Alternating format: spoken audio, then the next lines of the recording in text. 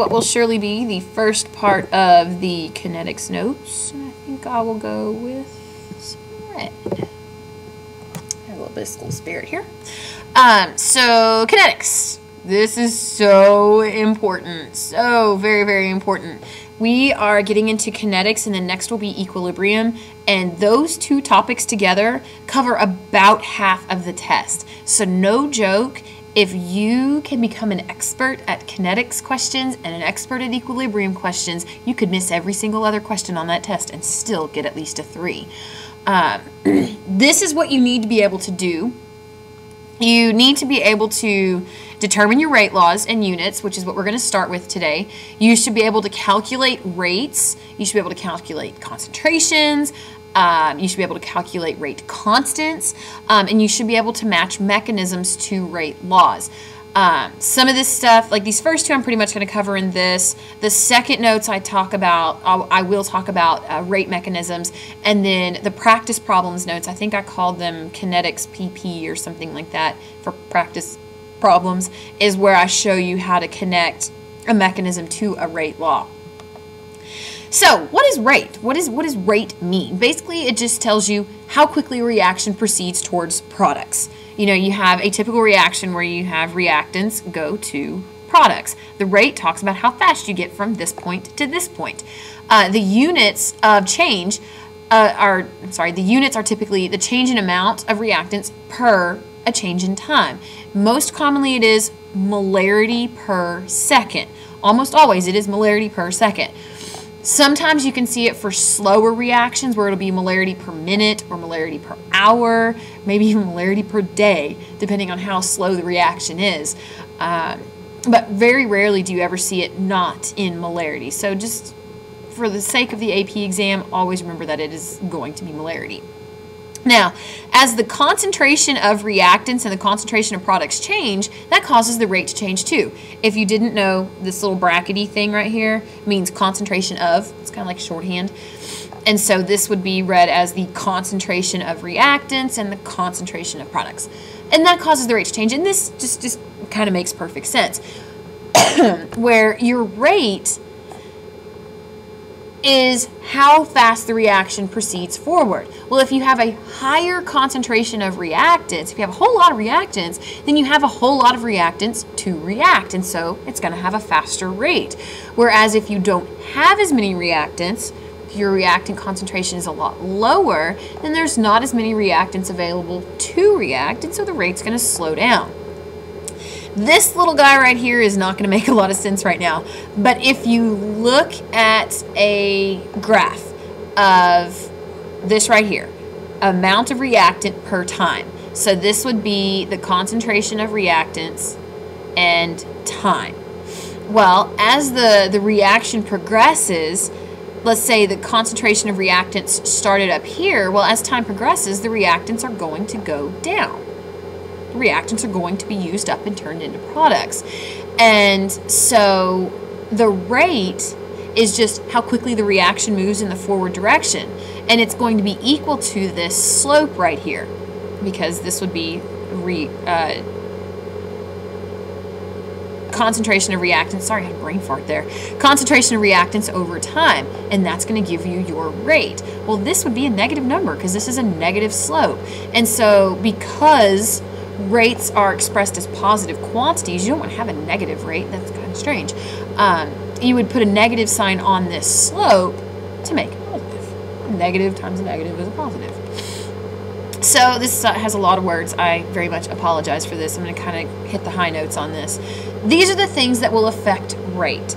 The first and probably most important thing that will affect rate is how many reactants do you have. If you have a whole lot of reactants, you're going to get a faster rate, and the reason for that is because you're going to increase how many times you have a collisions, or how many times you have a collision. And the more collisions you have, the more likely they are to be successful collisions, which means you're going to produce more product. And then temperature will increase rate for two reasons. Reason number one means a higher temperature means the collisions are going to be, they're going to have more energy behind them, so they're going to hit harder, more likely to have a correct collision and cause the formation of product. The other reason that temperature increases rate is because the particles are moving faster. So if the particles are moving faster, then they're going to hit more often. And if they hit more often, you have more likelihood of having a successful collision, so it is going to go faster. The state of the reactants also matters. If you have a solid reactant and you set it next to another solid reactant, let's say you got this block of solid and you got this block of solid, the only place that they can react is right here where they touch. So you're only going to have these little bit of atoms here and these little bit of atoms here that can react. And so it's basically like lowering the concentration of the reactants. This reaction will occur. It's just going to occur real slow.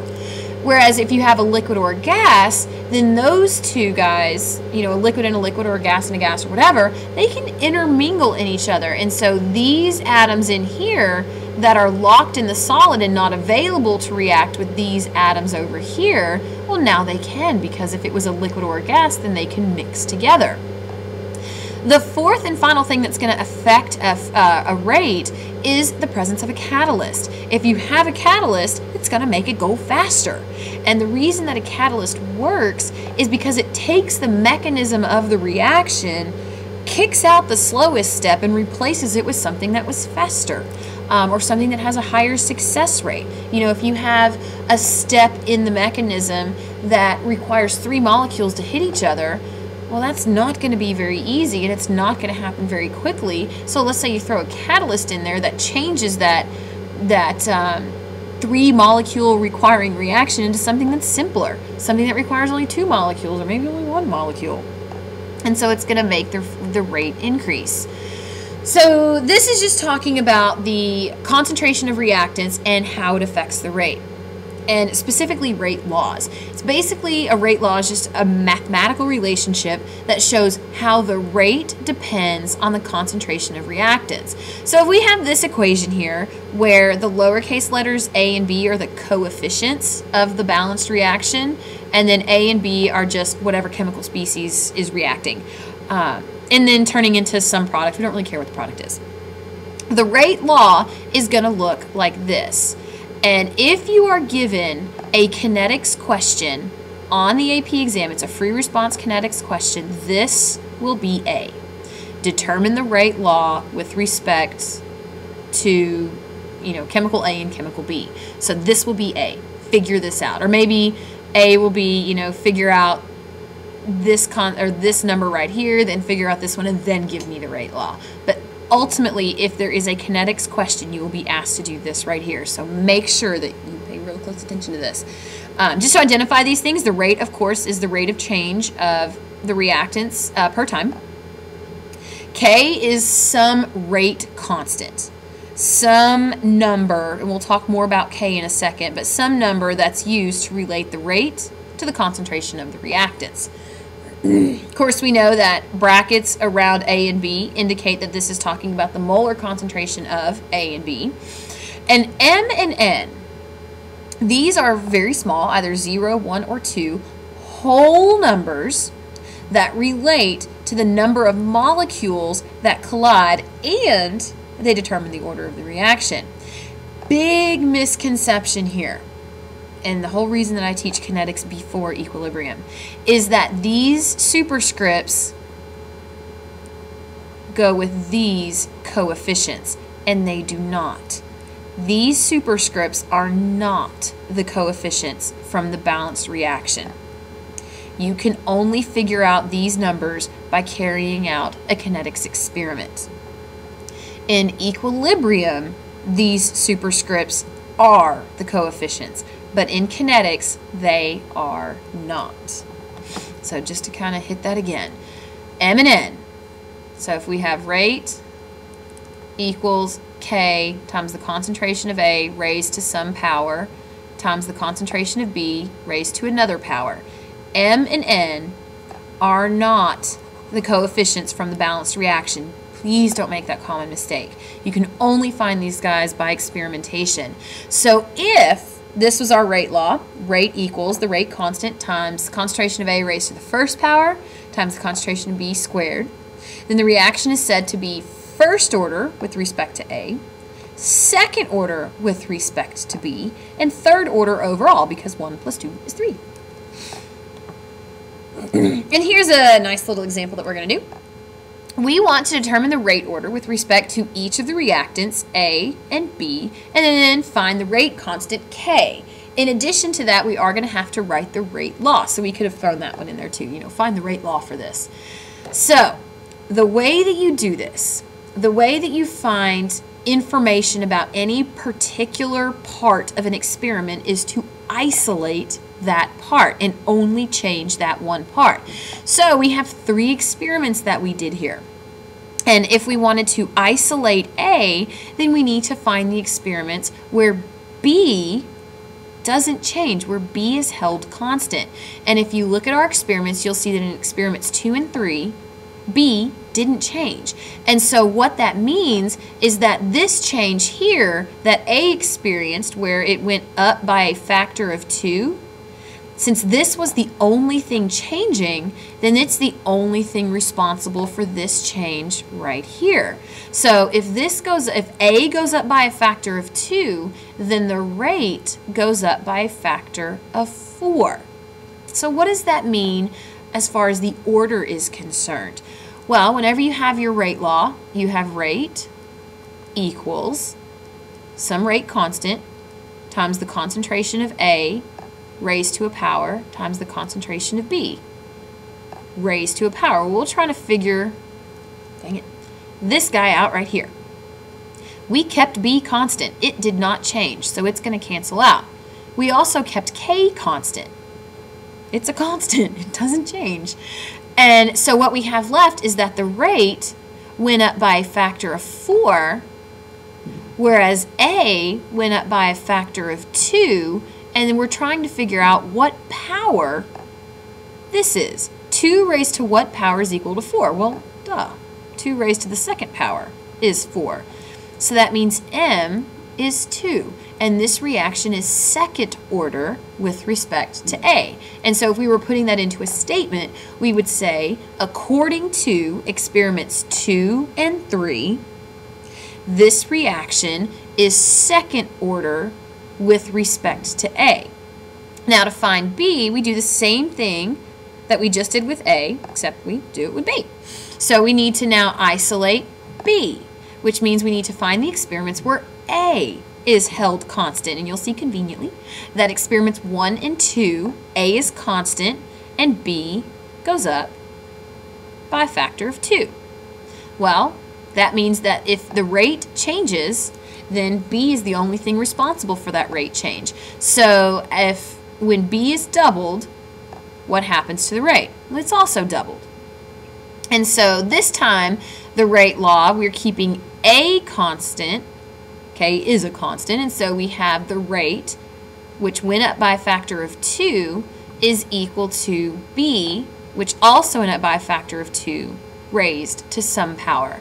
And you're looking at this and going, oh, well, yeah, that's pretty easy. N is equal to 1. So if we were to put this into a statement, we would say, according to experiments 1 and 2, and it's very important to indicate which experiments you're using to find your information. According to experiments 1 and 2, when the concentration of B is doubled, the rate doubles, thus making the reaction first order with respect to B. So we've got first order with respect to A, so there's A, and second order with respect to A, first order with respect to B. Now we got to find the constant. And so our rate law is rate equals the constant times the concentration of A raised to the second power times the concentration of B raised to the first power. Well, now we need to find K. That's the only piece of the puzzle that we're missing.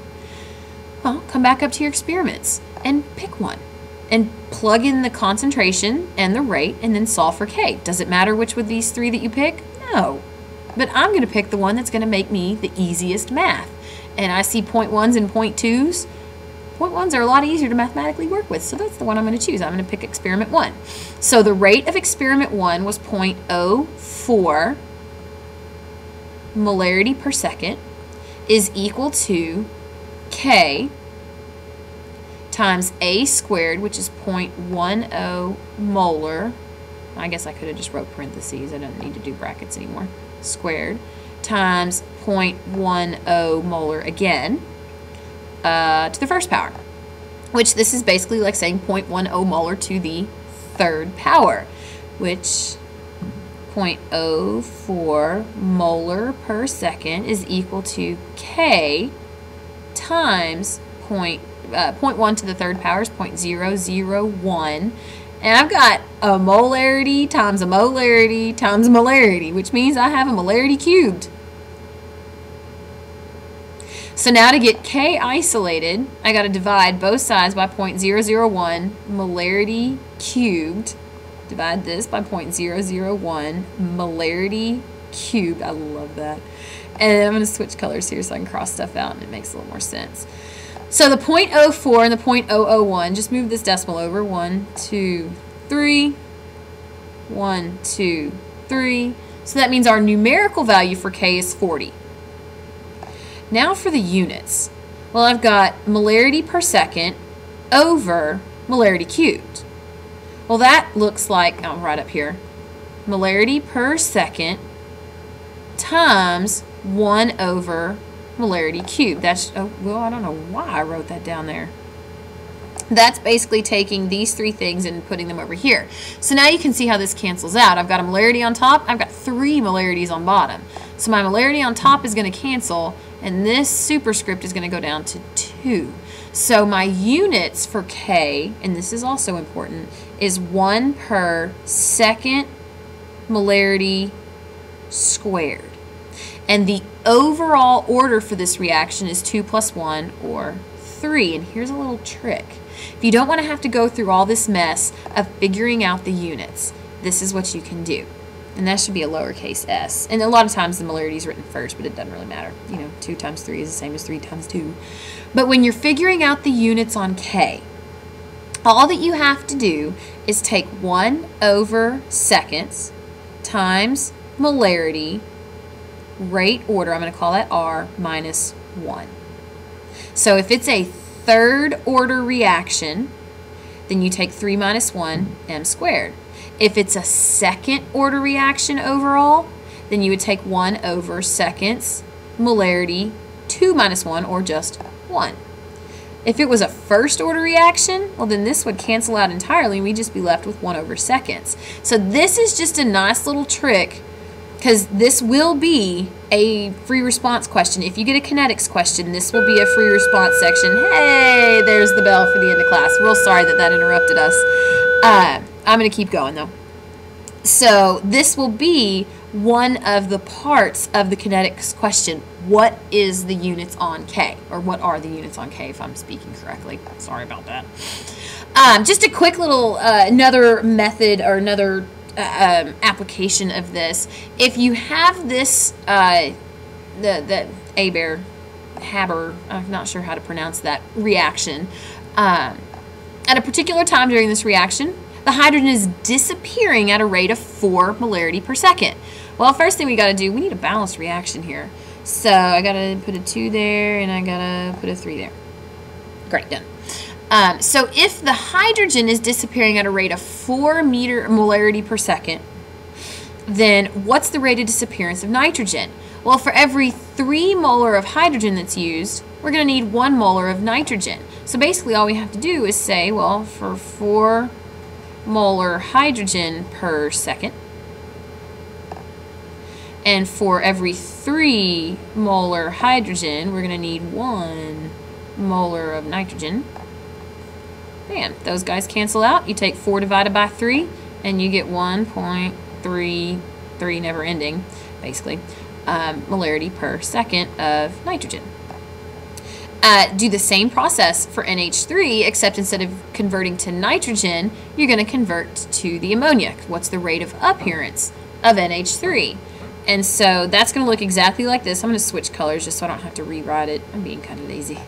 And instead of converting this to N2, I'm going to convert it to 2 molar NH3 because that's what the equation says. So now I end up with 8 divided by 3, or 2.7, that's correct, sig figs, molarity per second of ammonia. Now, this third one, completely separate situation. If the NH3 appears at a rate of 3.2 molarity per second, how fast does the H2 disappear? We'll set up this exact same thing. 3.2 molarity per second of NH3. And then for every 2 molarity of NH3, we're going to use up 3 molarity of H2. And 3.2 divided by 2 gives us 1.6. So those guys cancel out. 1.6 times 3 gives us 4.8 molarity per second of H2. Let's see here. You know what? I actually think I'm going to go ahead and cut this short because I think this guy's getting a little long. And I'm going to have a version 1.5. Oh yeah, that did get a little long.